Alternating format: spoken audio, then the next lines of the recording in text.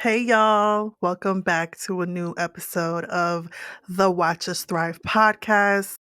This is your girl Lianne, creator, host, podcaster, speaker, advocate, multifaceted bad bitch. And this is a very impromptu, spontaneous, not planned out at all episode, but I felt very called to record and to share this with y'all. Let's just start off with the event that I attended yesterday, the Notorious Women Magical. Oh my God, it was just so fucking phenomenal. This event that I attended, and I was asked to be a speaker, which we'll get into that in a little bit. But shout out to my two sisters, Josie and Jen. They put together an event that blew my expectations of what I thought it was going to be.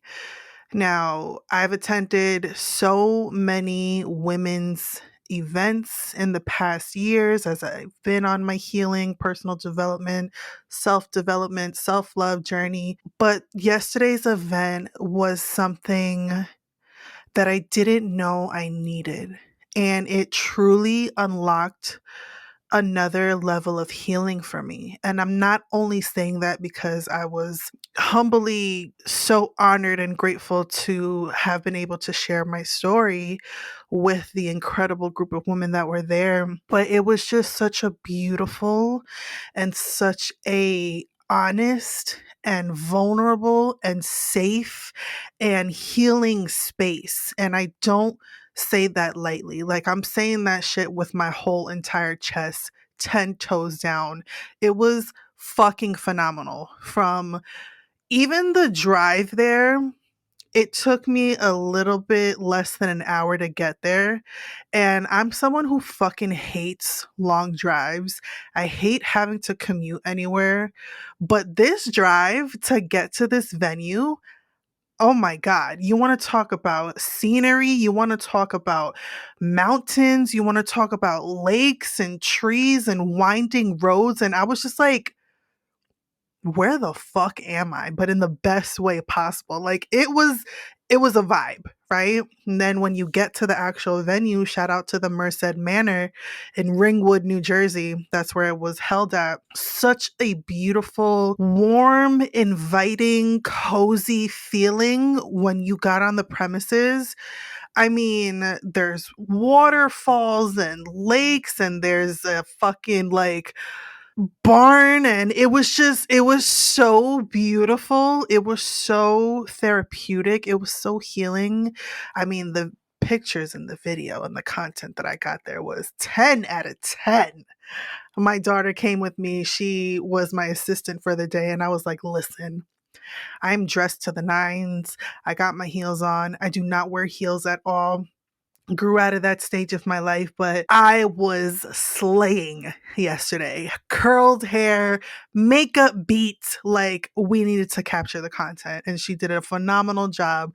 Shout out to my daughter. She is my ride or die. She supports anything that I do. She's always in my corner cheering me on. I fucking love you to death. But it was just an amazing experience. And I still feel this natural high from it. I definitely manifested wanting to do more in person speaking when it comes to me sharing my story. And that's why I'm so fucking honored when Josie called me a few months ago and she was like, hey, so I want you to be a speaker at my event. And I was like, me? No way.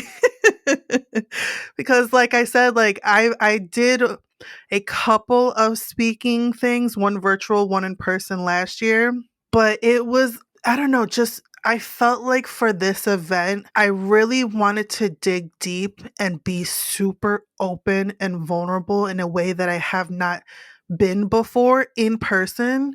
Like, I talk about my story a lot. If you guys have been around since the beginning, or if you follow me on social, you hear a lot about my survivor story of being a survivor and advocate for domestic violence and the really shitty relationship that I went through before that nearly took my life.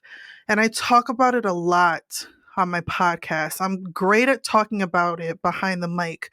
When I'm in a silent room, there's no one around looking at me. If I get choked up, I can just edit that shit out. It's one thing to do it in a virtual space or in a space where like you're comfortable. Like, I'm very comfortable behind a mic. And I said that opening up my speech, but doing that in person with a group of women who are all on different journeys of healing, all on different journeys of entrepreneurship, all on different journeys of just like getting to know themselves and being around that energy, it just hit so fucking different. It blew my mind. It blew my mind how powerful it was. I was so nervous, y'all. Like, public speaking is not my strong suit. I've always been a very intimidated person when it comes to speaking on a stage or at an event or like in front of people. But you know, you got to do the scary shit. And when opportunities like this come, I'm going to say yes, as long as it's aligned with what it is that I'm doing with my platform and allowing me to use my voice to share my truth and my story. Being the fucking type A Virgo woman that I am, I remember weeks leading up to this, I kept telling Josie, listen, sis, I got a plan for this speech. Like, I need you to tell me what direction, what do you need from me? Like, I kept fucking hounding her. And Josie, if you're listening to this, I'm so sorry for being so fucking annoying, but it's the Virgo in me, okay? I am a planner to an extent because, like I said, this is a not planned episode. I just knew that for this speech, I really wanted to do something different. I really wanted to open myself up in a way that I have not done before in person. You know, like, I have a whole episode that talks in great detail about what I experienced in my last relationship, and I'll link it in the show notes. It's episode 12 if anyone wants to check it out, my personal story of surviving DV. But like I said, to do that shit in person, my voice was shaky. My throat was closing up. I was sweating. It was insane. Like, I was just so fucking terrified. But when I got through it, y'all, I got a standing ovation. It's crazy. It's so crazy. I'm literally like reliving in that moment right now because it just blew me away how people received my speech and received my message and just the amazing feedback that I got from it. When I was saying the speech, it was so quiet. You could hear a fucking pin drop that like everyone was just listening. While I was looking around the room, like, I saw people crying. I saw people with tears in their eyes. I saw so much emotion and I felt so seen. I felt so understood. I felt so safe. It's just so beautiful to think of, despite what I've gone through 3 years ago to that moment yesterday, like, what a full circle, beautiful moment. Like, it just makes my heart want to explode with love and happiness because, like I said, it just unlocked another level of healing for me that I didn't know I needed. And I want more of that. I really want to be in more spaces where people can relate to what I've gone through and people feel safe enough to go there and talk so openly about some really dark and heavy shit that tried to break you. There were so many beautiful women that came up to me, who DM'd me even afterwards, who just poured so much love into me, honoring me for being so open and vulnerable. And I'm just like, yo, this is my purpose. This is my why. Like, I went through all of that shit for this right here, and I want more of that. So I just want to say thank you once again to Josie and to Jen for putting together such a beautiful event. I really hope this is like an annual thing or a quarterly thing or something, that this is not the only time that we see something like this happen. Shout out to the amazing speakers that were there as well. Oh my God. It was such an eclectic group of women, which I absolutely loved. There was so many different stories and point of views of what they've gone through and how they've been able to turn into the badass fucking phenomenal women that they are today. And I just love that the two hosts, Josie and Jed, were so intentional about picking the people to feature their story. It was incredible. So with that being said, I want to actually read my speech for you guys and put it out there as a podcast episode because I'm telling you, y'all, I worked so fucking hard on this speech. Like, you don't know how many changes I made. You don't understand how many times I read it over and over and over. I felt really good about it at the end, and I want to share it with you guys. So, this is what this bonus solo podcast is. It's going to be my Notorious Woman speech. And I really hope, like I said during the live speech, that hearing my story in the way that I say it, that it gives you permission to use your own voice. So I have not memorized it. This is my unofficial TED Talk speech, but I just think it's such a beautiful way that I was able to share my truth and my story. So let's do it. Approximately 4,000 women in the United States die from this each year. It's a tough conversation that many shy away from because it's uncomfortable to talk about. This is a sensitive subject, so I want to put a trigger warning out now. 1 in 3 women will experience this at some point in their life. You might have firsthand experience, or you probably know someone who has.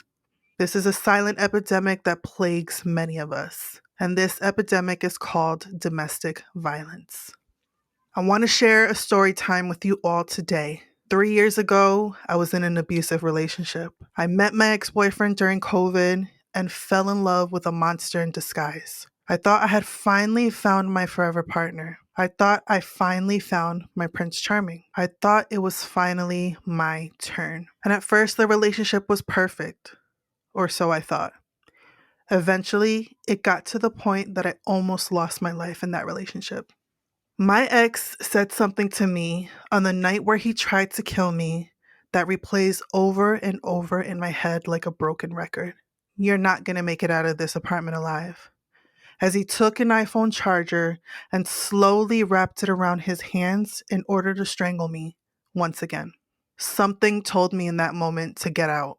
God, a guardian angel, my own intuition, whatever you want to call it, I knew then that I had to escape from this man before he actually did kill me. Throughout the night, it got so violent that at one point, he held a knife to my neck and threatened to slit my throat open and watch me bleed out on the floor. He also held a knife to my kneecap and told me being cut on the knees is one of the most painful parts of the body, smiling at me at the same time while he said it. After he said those last words to me, I knew I had to leave. I saw my extra set of car keys that he had sitting on the dining room table. The other set of keys was inside the nightgown I was wearing that I hid at some point in between different moments of the abuse I was going through that night. During this heated fight, which is one of many fights that we had, he accused me of cheating on him. This is something he would accuse me of constantly. And yet, I found out he was cheating on me with 7 different women. Yes, you heard me right. In the midst of the chaos going on that night, I lost my phone. I pretended to look for it so I could prove to him that I wasn't cheating on him. As soon as I saw the keys on the table, I knew this was my way out. At this point, he had me locked up in my apartment and wouldn't let me leave. In that moment, I grabbed the keys off the table and ran for my life. Half naked, barefoot, no pants on, no underwear on, no purse, no cell phone, and no wallet. I ran to my car in the middle of the night, terrified that he was chasing after me, with no one around to help me. Now I want you all to understand something. This night was the moment that I knew God was real. I've never been someone who had a close-knit relationship with God, and I've never been heavily into spirituality. But I've always believed in a higher power. What happened next truly made me believe that God is real and He was with me in that moment. 12 hours before that same day, my car was completely dead. I had been dealing with car issues for a couple of weeks prior to this incident, and for whatever reason, my car would not turn on that day. I got to my car, closed the door, locked it, and put the key in the ignition. I turned the key, and my car turned on like it was brand new and wasn't dead for the entire day. I put the car in reverse, looked over my shoulder, and my ex-boyfriend was standing right outside my driver's side window, trying to pull the car door open. I put the car in drive and peeled out of my apartment complex in a state of panic. I had no idea what to do next. No one in my life at that time knew what I was dealing with. My ex isolated me from friends and family. And at this point of the relationship, I wasn't even speaking to my family because we had gotten into a huge fight. They had a bad feeling about him and didn't approve of the relationship. They never met him, but they could tell something was not right. I was also instilled with so much fear that if I told anyone what was going on, something terrible would happen to me. This is because anytime I spoke up in the relationship and went against him, that's when he would put his hands on me. As I drove from my apartment, I was terrified. I felt like he was still chasing after me to finish what he started. I drove to one of my best friend's apartment since I knew that he didn't know where she lived. That 10-minute drive felt like an eternity. I got to her front door in the middle of the night and started pounding on it like the police. She opened up her door in a state of shock. She took one look at me and could tell that something horrible happened. As I stood there covered in bruises, crying, and screaming that he's going to kill me, that's the first time I told someone what was going on. That night, I began to take my power back by simply using my voice. Speaking up against domestic violence isn't just about sharing my own survival story. It's about breaking the cycle for other victims and survivors. It's about refusing to let fear dictate our lives anymore. It's about changing the narrative and removing the stigma around this uncomfortable conversation. Silence isn't just the absence of sounds, it's the absence of truth, of light, and of hope. It's where shame, self doubt, and self blame can take over. Staying silent about what you're going through keeps you stuck in a vicious cycle. You feel trapped in a situation that feels impossible to escape from. I felt all of these feelings in that relationship. But when you make the brave decision to break free and refuse to let your voice be silenced any longer, that's when you can begin to reclaim your power. The night I escaped from my abusive ex and showed up at my best friend's apartment, I subconsciously made a choice. I chose to no longer be a victim. I chose to reclaim my voice. I chose to take my power back. And I eventually chose to rebuild my life. In the midst of healing from my past traumas, I started my podcast, Watch Us Thrive. My podcast has been a pivotal part of my healing. It allowed me to turn my pain into purpose and my trauma into triumph. Through sharing my story and amplifying the voices of other survivors, I've seen the incredible strength that we all have by using our voices to share our truth with the world. Now, let me keep it real with y'all. This journey has not been easy. Healing from something so traumatic has and is one of the most difficult things I've gone through. There were and still are moments when I doubt myself, moments when I fear that he'll find me, and moments when the trauma feels like it's too much to deal with. But in those moments, I hold on to my truth.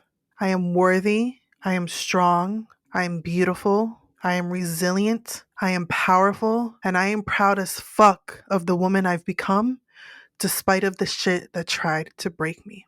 I share my story with you all to let every victim and survivor know this. Please know that you are not alone. Your voice matters, your story matters, and by speaking your truth, you not only reclaim your power, but can also inspire others to do the same. In the words of Maya Angelou, each time a woman stands up for herself, she stands up for all women. So here I am, standing before you, not just as a survivor, but as someone who believes in the power of using your voice. Because I know that behind every survivor, there's a thriver waiting to break free. And whoa! And that's when everyone stood up. It was insane. Like, damn, that's a good ass speech. You can't even front. That's a good fucking speech. I did not say it the way that I said it today. I'm telling you, my voice was like, I was like this on the inside. I was like, oh my God, I can't believe I'm fucking doing this in person. I can't believe it. I got choked up, man. Like, just thinking about the girl that I was on that night and how broken I felt, how lost. Like, I literally thought I was going to die. And just to see the woman that I am today, I'm so fucking proud. And when I said that last sentence, and I am proud as fuck of the woman I've become, they started clapping. And I was like, I gotta say this sentence again because I want y'all to hear the whole thing.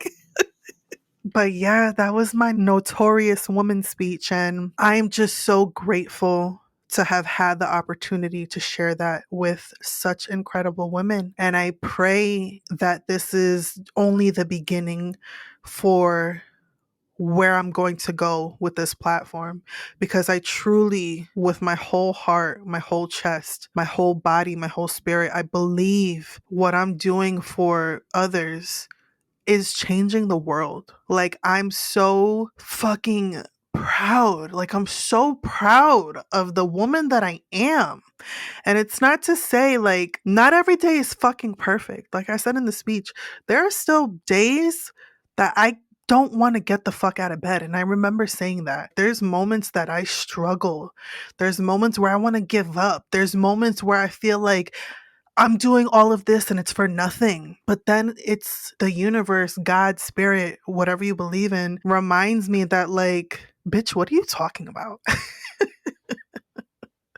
Like, fucking stop with that shit. You are changing lives one story at a time. Like, with every single guest that I have come on my podcast and share their own story of turning their fucking horrible shit into a beautiful pot of gold. Like, there's so much healing that can be done when we just use our voice and speak up. And that's really the message that I wanted people to take away from hearing my speech. Like, using your voice can literally change your life from some of the darkest things that you've gone through. And I am a living testament to that. And I want other people to know that despite what the fuck it is that life threw at you, because we all have shit that we've gone through, whether your story is similar to mine or completely different.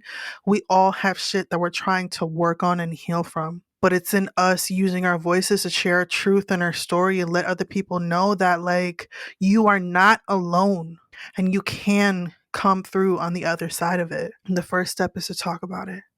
And that's why I started a podcast, to talk about it, because we can all become thrivers that are waiting to break free. I really hope that this bonus episode gives you the motivation, the inspiration, permission within yourself to speak up, to ask for help. There are so many resources out there when it comes to helping you get through your things, get through your shit, get through your trauma, get through your pain. And you don't have to take this journey on alone. I always welcome you guys to reach out to me. My DMs are always open. I live on Instagram, trying to build on TikTok, but this fucking ghetto ass government is trying to ban that fucking app. So I don't even know if that's still gonna exist, but you guys can check me out while it's still there. I'm gonna leave all the info in the show notes. I say this with every episode, but share this with someone. Share this message with someone who you feel can really get something from it. There's so many of us who are suffering in silence. When we remain silent, when it comes to the shit that we've gone through, that's how the abuse and the trauma can continue, because it thrives in that. It thrives in silence. It thrives in us suffering. It thrives in us not speaking up. And how can we make the change? By coming together and speaking out and saying this is not okay and something needs to change. But the first step is for you to speak up and talk about it. So I love you all so much. Thank you, thank you, thank you, thank you from the bottom of my heart for all the support that you guys have poured into me. It does not go unnoticed. I'm so humbled. I'm so honored. I'm so grateful. And I'm just so excited to see what else is in store for Watch Us Thrive. So be sure to continue coming on this journey with me. Continue to, just support and just letting people know that there is beauty that can come from the things that try to break you.